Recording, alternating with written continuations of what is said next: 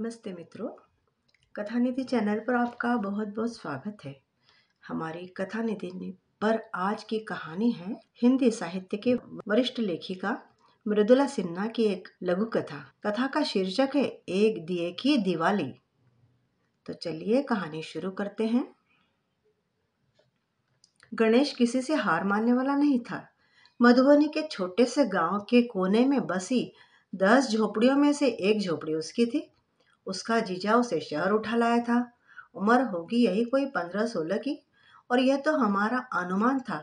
जब उसकी माँ को ही बेटे की जन्म की न तिथि न महीना न साल याद थे, तो बेटे को क्या पड़ी थी अपना जन्मदिन याद रखने की। उसे कौन सा अपना जन्मदिन मनाना था और हर जन्मदिन पर मोमबत्ती की एक संख्या बढ़ानी थी। एक दिन मेरे बेटे ने पूछा था, गणेश तुम कितने साल के हो? हम 10 साल के हैं। चल हट, मूछ निकल आई और 10 साल का है, झूठा कहीं का। वह रोनी सूरत बनाकर मेरे पास आ गया। मम्मी मैं 10 साल। हाँ तुम 9 साल के ही हो। जाओ काम करो, डस्टिंग कर लो, गमले में पानी डालो। वह भी हंसता हुआ अपने काम में जुट जाता। उसकी हाँ में हाँ मिलाने के लिए मैं ही तो अकेली थी इस घर में। दिल्ली आए 6 महीने हो गए। जिस दिन उसका जीजा उसे मेरे पास लेकर आया था, उसे उठने बैठने का भी शौर नहीं था। अक्सर बाहर बालकनी में जाकर खड़ा हो जाता। आसमान या सामने के पार्क की हरी भरी धरती पर निगाहें टिकाए पता नहीं क्या सोचता रहता। गणेश क्या कर रहे हो? चौंक उठता गणेश। उसके हाथ में घर की सफाई करने का जो भी हथियार उस वक्त रहा होता, उसे चलाने लगता। कभी पोंछा लगाते लगाते बीच में ही खो जाता। पोंछा पकड़े अन्य मनस्क बैठे गणेश को मेरे घर का कोई न कोई सदस्य टोक दे, गणेश सो गए क्या, तो उसका हाथ चलने लगता। काम के बीच में स्वेच्छा से सारे मध्यांतर के समय की क्षतिपूर्ति में हाथ की रफ्तार भी तेज हो जाती। 1 माह तक तो हम घर वाले अक्सर आपस में चिंता व्यक्त करते, गणेश कुछ बोलता क्यों नहीं। स्वाति नक्षत्र की बूंद धरती पर पड़ती ही गणेश कठोर हो गया और प्रतिदिन 2, 4, 5 शब्दों से बढ़कर शहर में अपनी आयु के दूसरे महीने में प्रवेश करते ही जिस दिन 500 शब्द बोल गया, मेरे बेटे ने डांटा, क्या बात है, हर सम बकझक करते रहते हो। वह हाथ मटका कर सिर हिलाकर कहता, हम कहाँ बक बक करते हैं, हम कह रहे थे। और उसका कहना कोई दूरदर्शन पर दिखाए गए सार्थक दृश्यों की तरह अल्पायु का नहीं होता था। गणेश का हर कथन कई कई दिन चलने वाली लोक कथाओं की तरह जारी रहता। हमें इतना अवश्य मालूम पड़ गया था कि 6 महीने में 6 क्षण के लिए भी गांव, खेत खलियान, झोपड़ी और माँ से उसका बिछोह नहीं हुआ था। अपने पीछे छोड़ आए गांव और परिवेश के प्रति कोई हीन भाव भी नहीं था उसके मन में। उस दिन बड़े मनोयोग से खीर बनाई थी मैंने। पूछा, गणेश खीर खाई कैसी लगी? इस विश्वास के साथ कि गणेश की जिह्वा पर 4 लीटर दूध में 100 ग्राम चावल और मेवे वाली खीर शायद पहली बार ही पड़ी होगी। मेरी खीर की प्रशंसा कहाँ करता वह तो अपनी माँ द्वारा बनाई 1 पाव दूध, आधा किलो चावल, 2 लीटर पानी और आधा किलो गुड़ में बनी खीर के स्वाद में डूब गया। हे मम्मी, हमरो माई खीर बनाई थे, बड़ा मीठा, मुंह से ना छूटे।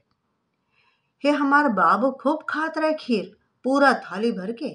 फगुआ के दिन थाली भर खीर दे ले हमार माँ। उसकी माँ ने भी होली के दिन अवश्य खीर बनाई होगी, पर मेरी खीर और उसकी माँ की खीर के रूप, रंग, स्वाद में अंतर का अनुमान तो मुझे था। गणेश ने हल्के से भी मेरी खीर की प्रशंसा नहीं की। लगता है मेरे द्वारा दी गई एक छोटी सी कटोरी में 4 चम्मच खीर थामे वह अपने अतीत में पहुंच गया था और माँ द्वारा पूरी थाली भरकर परोसी गई खीर के स्वाद में डूब गया। मेरी खीर का स्वाद उसकी जिह्वा पर उतरा ही कहाँ। उसके द्वारा यही गति मेरे घर में बने अन्य व्यंजनों की भी होती। किचन में बेसन की सब्जी, मक्के की रोटी, सूजी का हलवा बनना प्रारंभ होते ही गणेश शुरू हो जाता, हे हमरो माई बनावत है। और फिर अपनी माँ द्वारा उस व्यंजन के बनाने की कथा का श्री गणेश करके वह इति श्री भागवत कथा प्रथम अध्याय के लिए थमता कहाँ था। निश्चय ही उसकी झोपड़ी और दिल्ली में मेरे 3 कमरे के फ्लैट की तुलना में कहाँ राजा भोज और कहाँ गंगू तेली वाली कहावत का कद भी ओछा पड़ जाता। पर गणेश तो गणेश था। मेरे मार्बल पत्थर लगे फर्श पर पोंछा फेरता, अपनी माँ के गोबर सने हाथों को समेट हृदय से लगाकर वह सराबर हो जाता है। हमारे माए घर लिपता है रोज रोज गोबर से, वह शुरू हो जाता।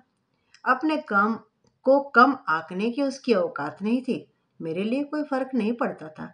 गणेश की उम्र के बच्चों द्वारा अपनी माँ को सर्वोत्तम साबित करना मुझे सुखकर लगता है, पर मेरे 12 वर्षीय बेटे से उसकी अकड़ बर्दाश्त नहीं होती थी।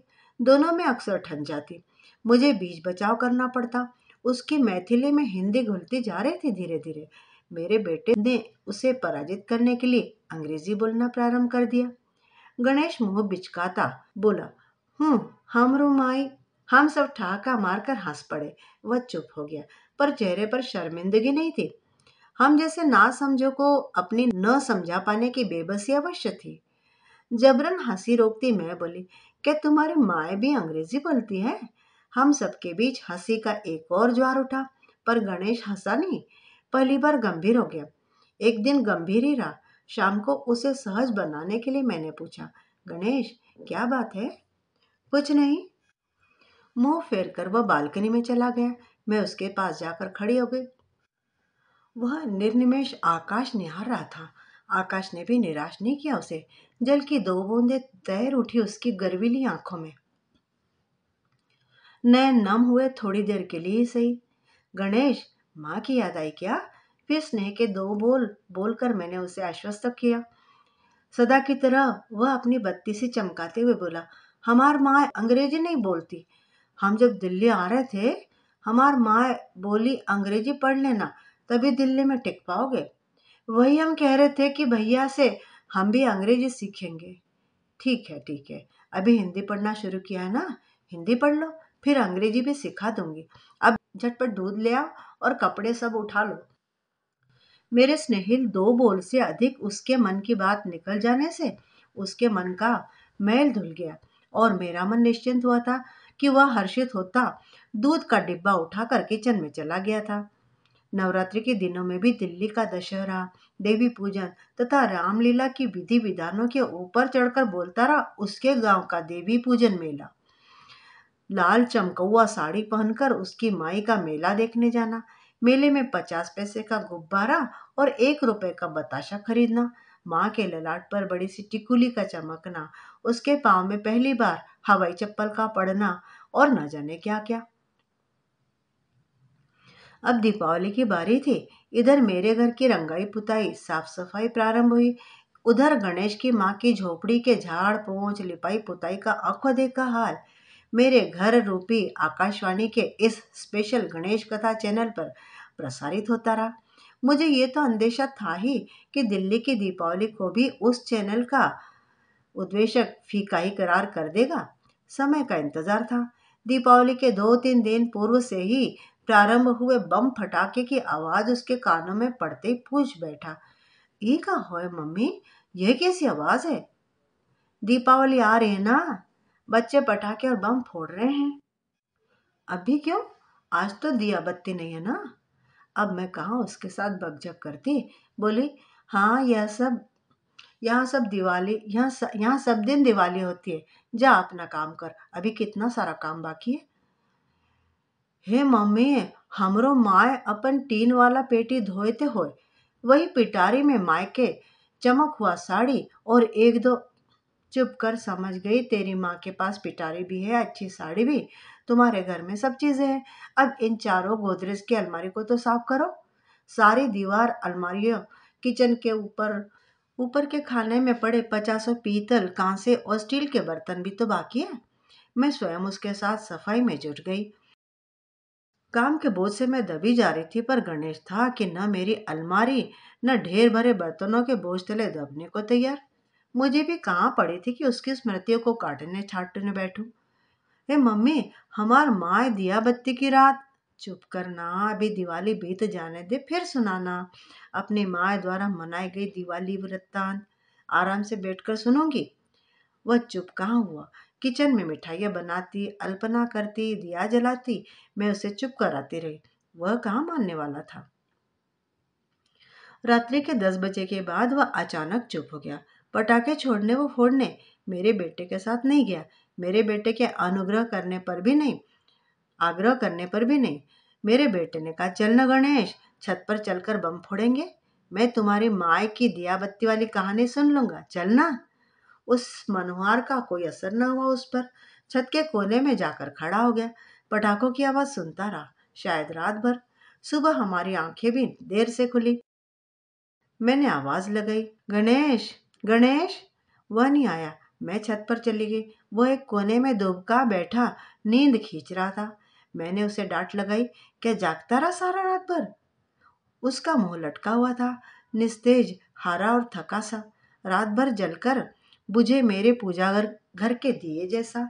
सड़कों पर ठंडे पड़कर ढेर हुए बम पटाखों और फुलझड़ियों के अवशेष के जैसा। मैंने उसका वह रूप नहीं देखा था।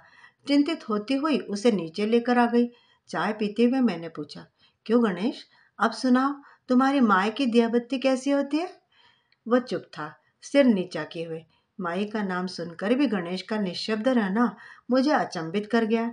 मेरे बेटे के झकझोरने पर, टंकी में पानी खत्म हो जाने पर टेप खोलने की भांति उसके कंठ से इकट्ठे रिसने लगा।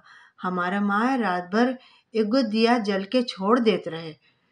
करोड़ों रुपए फूंक कर मनाई दिवाली। दिल्ली वालों की दीपावली के नीचे उसकी माँ की दिया बत्ती कितनी छोटी पड़ी थी। इसका न आश्चर्य न गम था। मुझे उसकी स्थिति देखकर गम था तो उसकी माँ का मम्मी के आगे छुट्टी पड़ने का। मैं कभी नहीं चाहती थी उसकी माँ मम्मी से पराजित हो जाए। गणेश की माँ तो माँ थी उसके लिए, अपराजिता। उसने एक ही दिए की दिवाली मनाई तो क्या हुआ।